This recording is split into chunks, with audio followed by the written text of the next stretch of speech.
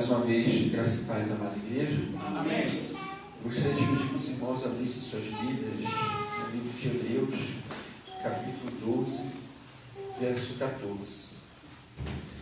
Hebreus, capítulo 12, versículo 14.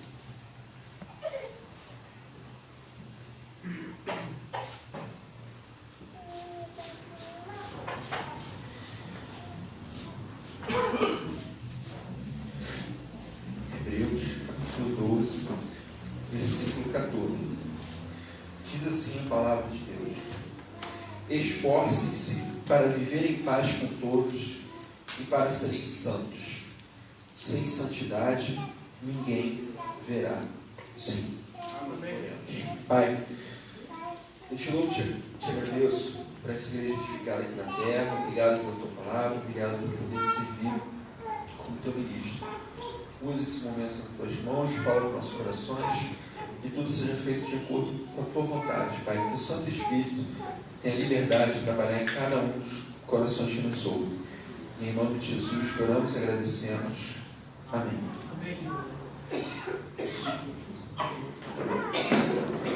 Eu quero pensar com os irmãos nessa noite sobre a importância da santidade. Nos dias de hoje, eu percebo que há um desprezo, há uma, não sei nem se existe essa palavra, uma despreocupação, desprezo em as pessoas viverem em santidade. Houve um tempo na história da humanidade onde, quando a pessoa ela pecava, ela se entendia como pecadora, a pessoa jejuava, a pessoa se batia, a pessoa fazia. Não que a gente deva fazer essas coisas, mas eu percebo que no passado, e para mim que fiz história, isso fica mais claro ainda, havia uma preocupação maior em se viver em santidade do que nos dias de hoje.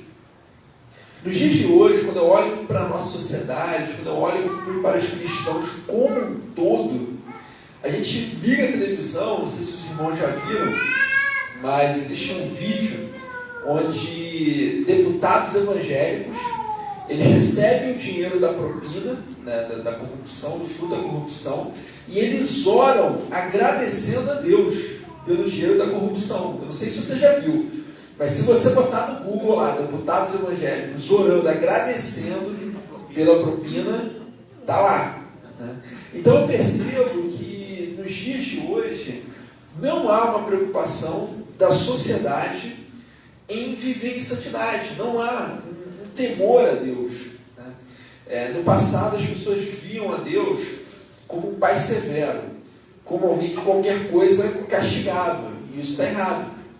Só que depois, os cristãos foram para um outro extremo, achando que Jesus é quase que um hippie, né, com perdão da expressão, um maluco beleza, paz e amor, que você pode fazer o que você quiser e não vai acontecer nada. Eu percebo isso, quando eu converso com cristãos, com outras pessoas, que muita gente tem essa imagem de que agora, no tempo da graça, eu posso fazer qualquer coisa, e no tempo da graça, tudo é graça, e não vai ter problema. Só que isso não é verdade. Quando a gente lê, por exemplo, o livro de Atos, a gente vê que Ananias e Safira, eles morrem por quê? Porque eles mentem a Deus. Eles mentem e eles morrem. Veja bem, eu não quero que você saia daqui achando que você vai pecar e Deus vai te matar. Não é isso. Por favor, não interprete errado. Mas o que eu quero dizer é que nós precisamos valorizar a santidade. Diferente de como a sociedade, de como os cristãos, de como o mundo hoje vê isso. Um exemplo, por exemplo, é que nos livros de teologia sistemática, né, que, via de regra, eles se propõem a nos ensinar os dogmas, né, não dogma, né, mas os princípios da fé cristã. Lá você tem vários assuntos. Você tem a hamartiologia, que é o estudo do pecado, a antropologia, o estudo do homem, a soteriologia, o estudo da salvação. Mas poucos livros têm um tópico, têm um assunto, cristianologia. Pastor, o que é isso? Cristianologia, o estudo do cristiano? Não, não é. Cristianologia é o estudo do quê? Da santidade. É um tópico da teologia sistemática que estuda especificamente o que é o viver santo.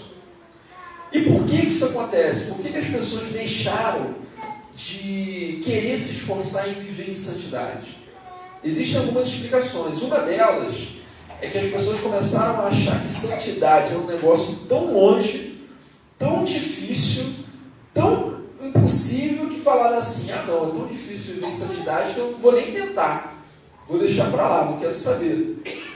Existem pessoas que, por um lado, acreditam, e nós batistas que acreditamos assim de forma muito certeira, que a salvação não se perde. Isso está claro na Bíblia. Efésios 2, 8, 9. Vós sois salvos pela graça, por meio da fé. Isto não vem de vós, é um dom de Deus. Não vem por obras para ninguém se glorie. Romanos 11, 29. Todos os decretos e dons de Deus são irrevogáveis, ou sem arrependimento. Então, uma vez salvo, para sempre salvo. Só que parece que tem gente que pega essa salvação como se fosse um bilhete premiado e fala assim: oba, está liberado, agora eu posso fazer o que eu quiser porque eu estou salvo. Mas não é verdade, porque se a pessoa pensa dessa maneira, agora que eu estou salvo, vou pecar do jeito que eu quiser e está tudo certo, muito provavelmente ela não está salva. Muito provavelmente ela não teve, de fato, um encontro com Cristo. Então, meu desejo nessa noite é que cada um de nós saia daqui valorizando, saia daqui se esforçando diante de Deus para poder viver em santidade. Amém? E o texto aqui ele fala: esforcem-se para viver em paz com todos e para serem santos. Sem santidade ninguém verá o Senhor. Esse versículo ele começa com a palavra esforcem-se. Em algumas traduções, buscai. O verbo aqui no grego é o verbo dioko, que ele tinha um sentido na época de uma busca moral, de uma busca espiritual, de algo bem definido. É mais ou menos a ideia, e quando a gente estuda história, a gente vê alguns personagens assim, vamos supor que alguém decida buscar Deus, a pessoa vai para as montanhas, ou vai para o interior e fala assim: não, eu vou para lá e vou ficar 100 dias orando e jejuando, porque eu quero buscar Deus, porque eu quero ter mais intimidade com Deus. Essa palavra esforcem-se, ela era usada nesse sentido. Ela não era simplesmente uma palavra, ela tinha um sentido muito próprio, no sentido da pessoa melhorar, no sentido da pessoa se tornar diferente. E a palavra, ela por si só, ela fala, viver em santidade requer o quê? Esforço. Requer você fazer algo. E aí eu te pergunto, você lembra da última vez, ou talvez, você lembra do maior esforço físico que você já fez na sua vida? Esforço físico. Você lembra assim, você fala, nesse dia foi complicado. Para quem não conhece a minha história, eu até os 15 anos, a minha mãe, ela trabalhava em um banco lá no Rio, então a gente tinha uma vida financeira confortável.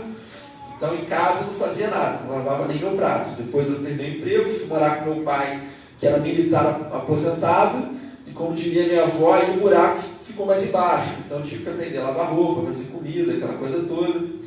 E eu era quase que um adolescente criado a ovo maltine e leite com pera, até uma certa idade. E um dia, uma amiga minha falou assim: ah, Leonardo, me ajuda a bater uma laje lá, que eu e meu marido, a gente vai. E eu fui tudo feliz, já tá bom, vamos bater uma laje. Meus irmãos, no dia seguinte, eu descobri quantos músculos eu tinha, porque eu sentia cada um deles doendo. Eu fui para a faculdade naquela semana, e o elevador estava quebrado.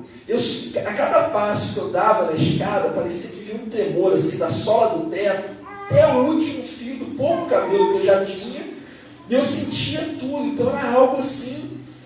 E quando eu penso em santidade, eu penso isso, é um esforço, porque você começou a bater a laje, não tem jeito, você tem que terminar aquilo, não tem conversa. Então quando eu vejo a palavra esforço, é algo que você dá tudo de si. A santidade, a salvação, ela tem a lógica da Olimpíada. O que é a Olimpíada? A Olimpíada são os melhores atletas do mundo, no seu segmento, competindo. Não é todo mundo que vai para a Olimpíada, não é qualquer um. Você pega, sei lá, futebol. Você tem os times de todos os países. Primeiro que para você ir para a seleção, você já tem que ser um excelente jogador, não é qualquer um. O Brasil deve ter o quê? Milhares e milhares de jogadores e só vão 30, 25 para a seleção. Aí, desses da seleção, você tem uma prévia, não são todos os países que vão para a Olimpíada. Aí você chega na Olimpíada, você tem o quê? 24 países competindo. Aí desses 24, um vai ganhar medalha de ouro, outro de prata, outro de bronze. De milhões de jogadores no mundo, você tem aí o quê? Menos de 100 premiados. E a salvação, ela não é muito diferente.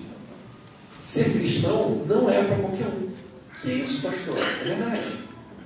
Às vezes a gente fica achando que todo mundo vai ser salvo. A gente pensa, não, ser cristão é moleza. Você chega lá, levanta a mão e está tudo certo. Não. Essa não é a lógica bíblica. Não é o que nos diz o Evangelho. Não é o que Jesus disse. Em Mateus 7, 21, Jesus fala: nem todo aquele que me diz Senhor, Senhor, entrará no reino dos céus, mas apenas aquele que faz a vontade de meu Pai, que está nos céus. Muitos me dirão naquele dia: Senhor, Senhor, não profetizamos nós em teu nome? Em teu nome não expulsamos demônios e não realizamos muitos milagres? Então eu lhes direi claramente: nunca os conheci. Afastem-se de mim, vocês que praticam o mal. Gente, vai ter pessoa lá que expulsou o demônio. Ele expulsou o demônio em nome de Jesus, saiu, foi embora. Vai ter gente lá que pregou, que profetizou. Vai ter gente naquele dia: ô Senhor, mas eu fui diácono na sua casa, eu trabalhei no ministério de louvor, eu fui da administração, eu fiz isso, eu fiz aquilo. E Jesus vai falar o quê? Nunca os conheci. Afastem de mim vocês que praticam o mal.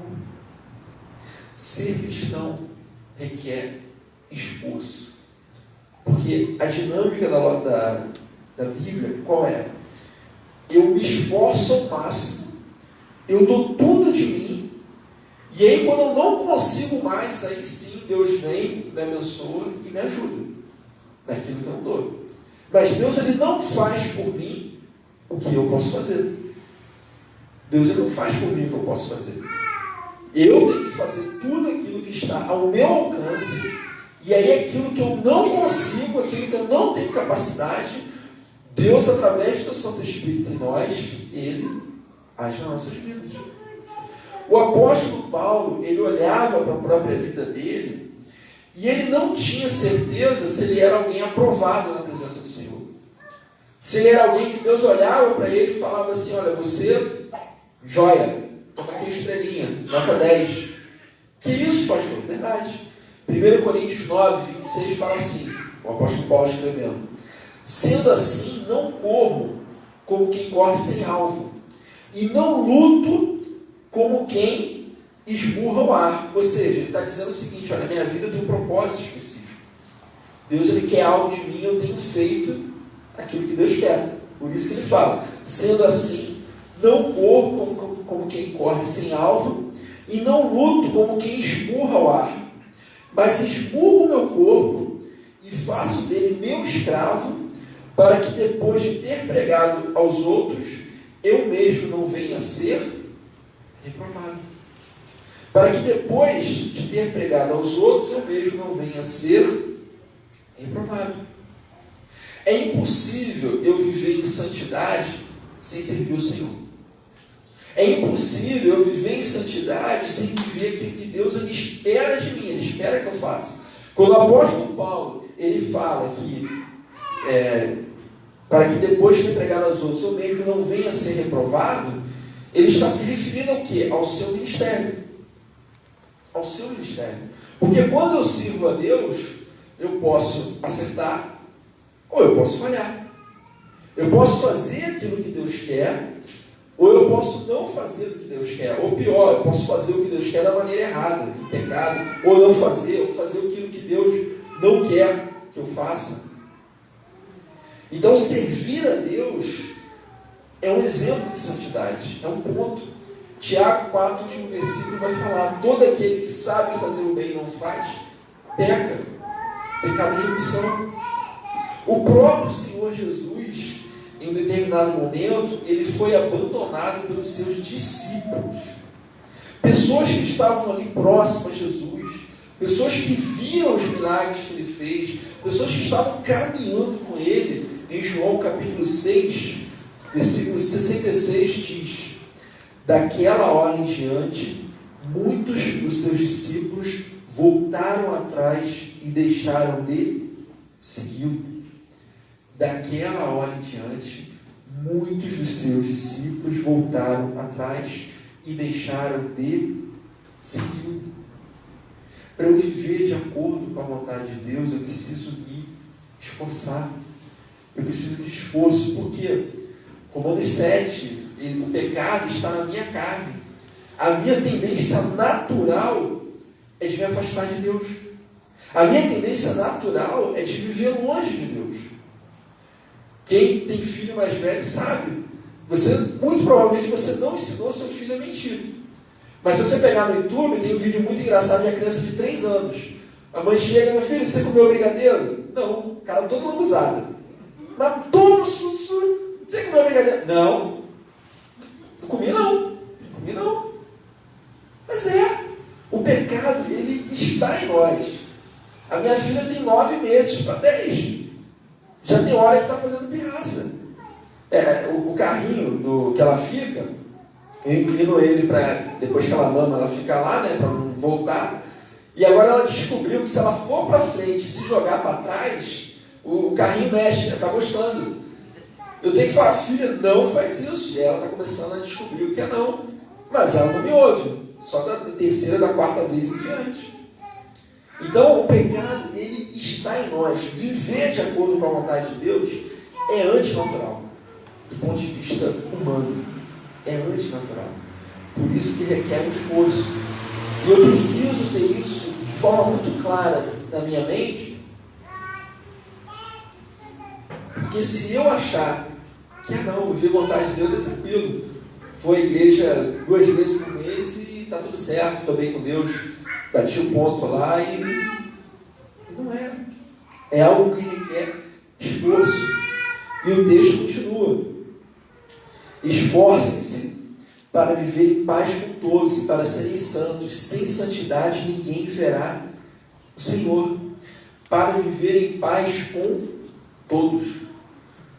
Não é para viver em paz só com os botafoguenses, que tadinho, tem meia dúzia de gente aí. Saiu essa semana aí o ranking aí, a gente tem cerca de 1% dos torcedores. Isso aí é quase nada.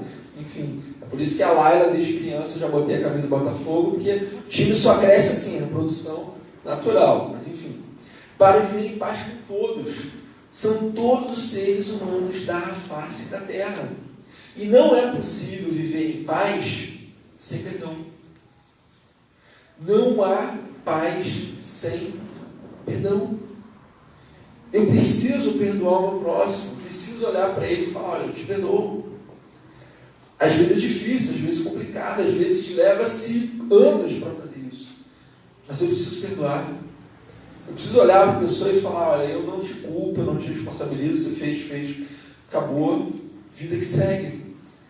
Não há paz sem perdão. Não há paz sem amor. Porque a Bíblia é clara: Deus, ele é amor. 1 João 4 vai falar: ninguém pode amar a Deus a quem não vê, se não ama ao seu próximo a quem vê. E a gente precisa tomar muito cuidado e prestar muita atenção aos detalhes da Bíblia, porque o versículo fala: ninguém pode amar a Deus a quem não vê, se não ama ao seu próximo a quem vê. Quem é o próximo? Aí a gente pode lembrar lá do samaritano, do bom samaritano. O próximo, ele não é simplesmente aquela pessoa, ele não é aquela pessoa que eu já tenho afinidade, que já está próximo a mim. Não, o próximo é a humanidade toda. Não há paz sem amor. Eu preciso amar a pessoa. E amar é uma decisão, é olhar para aquela pessoa e falar assim: olha, eu vou te amar.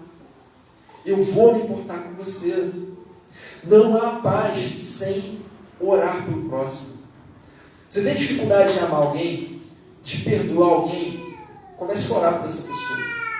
Mas comece a orar assim, diariamente. Deus, abençoa essa pessoa. Deus, abençoa essa pessoa da mesma maneira que o Senhor me abençoa. Deus, provê a necessidade de saúde financeira. Ore e interceda por essa pessoa. Esforce-se para viver em paz com todos e para serem santos. Sem santidade, ninguém verá ao Senhor. Sem santidade, ninguém verá o Senhor. A única coisa que me aproxima da verdadeira santidade é o amor. A única coisa que faz com que eu, Leonardo Mendes Alves, me esforce para viver em santidade, a verdadeira santidade, porque existe a verdadeira santidade e existe a falsa santidade. Existe gente que sai por aí fazendo besteira, que não for melhor. Existe gente que não sai por aí fazendo besteira, fazendo aquilo que é errado, não é por amor a Deus, é por medo. Nossa, eu vou fazer isso, vai que me pegam. Vai que as pessoas ficam sabendo. Não, vou ficar mal falado. Isso não é a verdadeira santidade. Isso é a falsa santidade. Porque a pessoa está deixando de fazer algo, não é por amor, mas é por medo. Porque no coração dela, ela queria estar pecando daquela forma. Ela só não tem coragem. Ela só não tem coragem. Por isso, a única forma que me aproxima da real santidade é o amor. É eu olhar para Deus e lembrar de tudo aquilo que Ele já fez por mim. Eu olhar para Ele e falar, poxa, Deus, Ele me salvou do inferno. Gente, o inferno não é lugar bom não, tá? Diz a Bíblia que é lugar de dor e ranger de dente. E se você tiver sem dente, vai ranger gengiva. Não tem conversa não. É dor, é sofrimento. A gente fala do Evangelho esquecendo do que é o inferno, mas o inferno existe, ele é real. E quem não tem Jesus vai passar lá a eternidade. É a eternidade. A única coisa que me aproxima da real santidade é o amor. E aí, cabe eu perguntar para mim mesmo: eu amo a Deus? Eu amo a Deus? Eu tenho um sentimento de amor por Deus? Porque quando nós olhamos a Deus, a gente pode olhar a Deus de várias formas. A gente pode olhar a Deus como provedor. A gente pode olhar a Deus. Gente, desculpa. Aqui eles estão rindo ali. Estão rindo junto, enfim. A gente pode olhar para Deus de diversas formas. Deixa eu beber uma aguinha aqui rapidinho, só um segundo.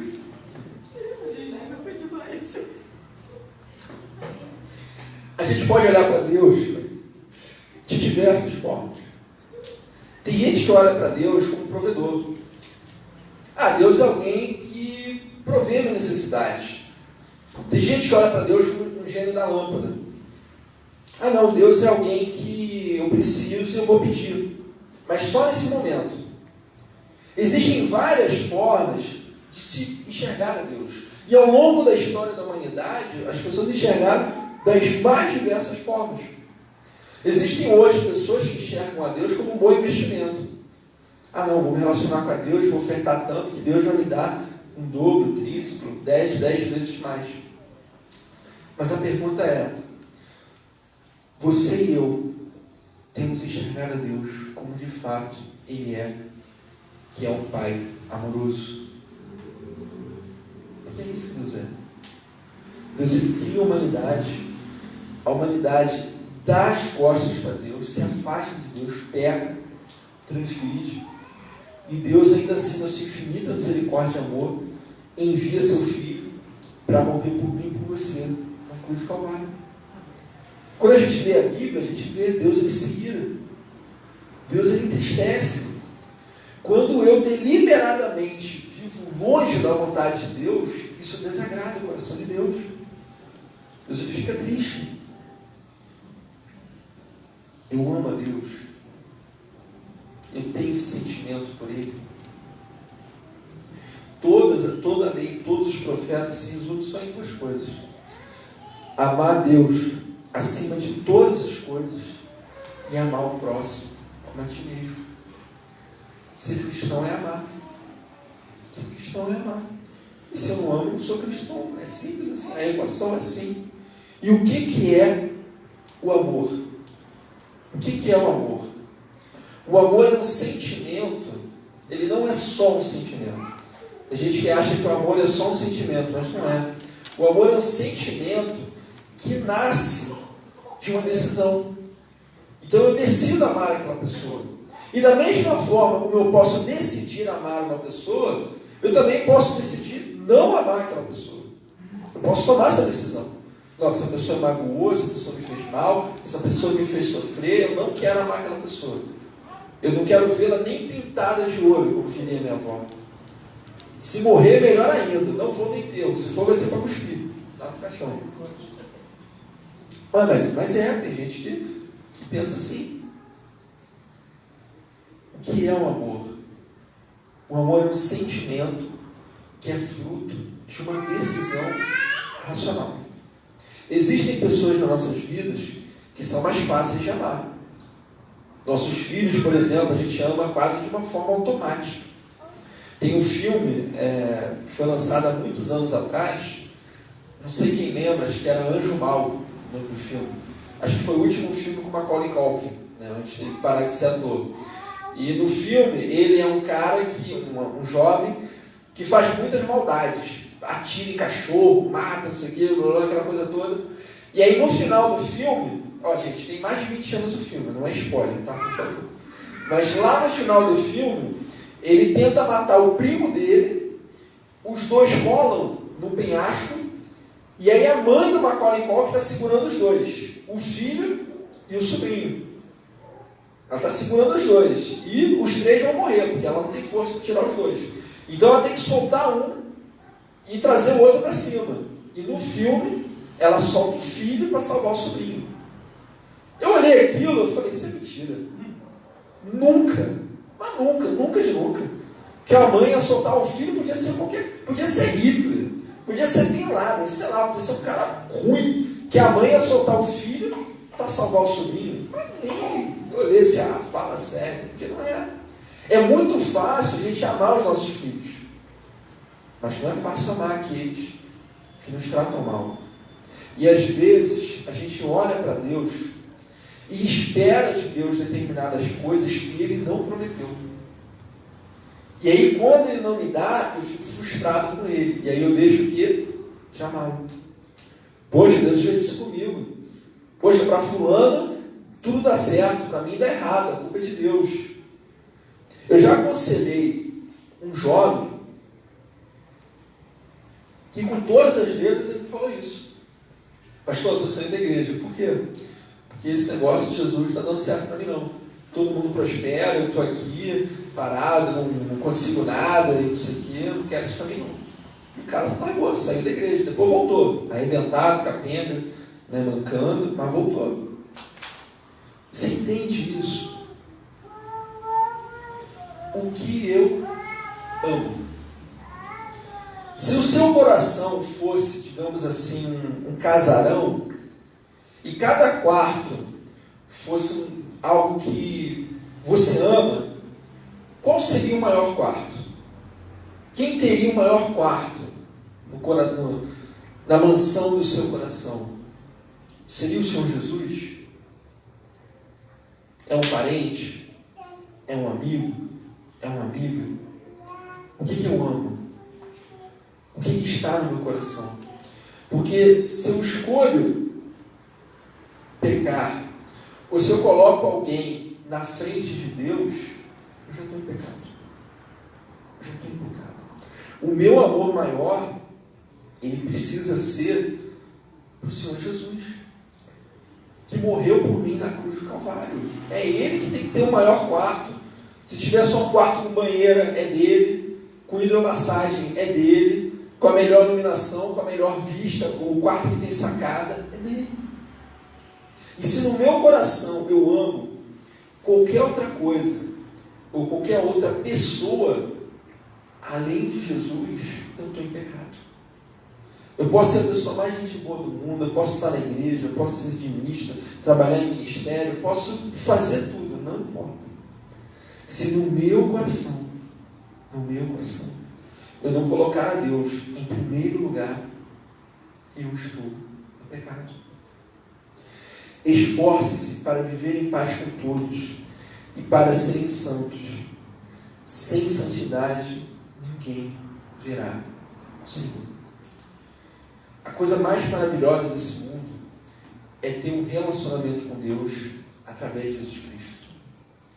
Eu, até o dia 9 de setembro de 2006, eu não tinha. Na época eu estava com 20 anos. Eu não tinha. Mas no dia 10 de setembro de 2006, eu assumi um compromisso de relacionamento com Deus através de Jesus Cristo. E isso mudou minha vida. E eu não tenho nada que reclamar, não tenho nada do que falar. Às vezes a pessoa ela olha para a vida dela e ela fica chateada, triste, cansada, desmotivada, aquela coisa toda, e ela não sabe que tudo isso é por quê? Porque Deus está do lado de fora. Porque em algum momento da caminhada ela não levou a sério o seu relacionamento com Deus. Porque, eu volto a repetir, não é só estar aqui é uma bênção. Essa reunião aqui é uma maravilha. Esse é o ponto alto da minha semana, estar aqui adorando com os irmãos. Isso é maravilhoso. Mas a vida cristã, ela se manifesta no dia a dia. E ela se manifesta principalmente no meu coração. Naquilo que eu alimento, naquilo que eu desejo, naquilo que eu sinto. Esforcem-se para viver em paz com todos e para serem santos. Sem santidade, ninguém verá ao Senhor. Que o meu coração ele esteja alicerçado na rocha que é Cristo. Que Cristo ele seja a rocha da minha vida, ele seja o fundamento, ele seja o alfa e o ômega. Por quê? Porque se no meu coração Cristo não for prioridade, eu tenho pecado. Eu viro para minha esposa e falo: você é a segunda pessoa que eu mais amo na face da terra. A primeira é Jesus, depois vem você, depois vem minha filha, depois vem minha mamãezinha, e a lista segue. Mas a primeira pessoa é Jesus. E quando eu não coloco Jesus em primeiro lugar, eu não desfruto de um relacionamento real e verdadeiro com Ele. E aí eu me frustro. E infelizmente existem na face da terra muitos cristãos frustrados. Pessoas que olham para o espelho e falam assim: você é cristão. Que olha para si próprio e fala assim: eu sou cristão. Mas ela olha para a vida dela e fala assim: poxa, por que está errado nisso? Por que eu não consigo aquilo? Por que aquilo? Porque o relacionamento não está sendo correto. Cristo não está sendo a pedra angular. Não está sendo o fundamento. Baixe a cabeça, feche seus olhos. Vamos orar nesse momento. E vamos pedir a Deus que Ele haja em nossos corações. Porque, como eu falei durante essa reflexão, a santidade é um caminho com duas mãos. A santidade é algo com o qual eu me esforço com todas as minhas forças. E quando eu chego no meu limite, eu peço a Deus. Então, que nessa noite, cada um de nós aqui possa decidir diante de Deus viver de acordo com a vontade dele, de uma forma muito sincera. Oremos. Senhor, meu Deus, eu de novo te agradeço pelo Deus maravilhoso que Tu és em nossas vidas. Esse Deus que nos ama, esse Deus todo-poderoso, esse Deus acessível.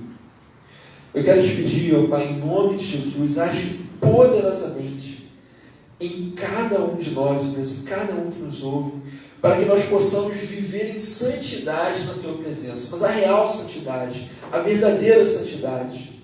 Traga à nossa memória, ó Deus, tudo aquilo que o Senhor já fez por nós, a salvação em Cristo Jesus, que só isso já seria motivo de amá-lo com todo o nosso coração, mas todas as bênçãos que o Senhor já nos deu, que o Senhor já protegeu, que o Senhor já fez por nós, ó Deus, que nós possamos te amar de todo o nosso coração, com todas as nossas forças, e como reflexo desse amor, que nós possamos viver em santidade, na real e verdadeira santidade, na Tua presença.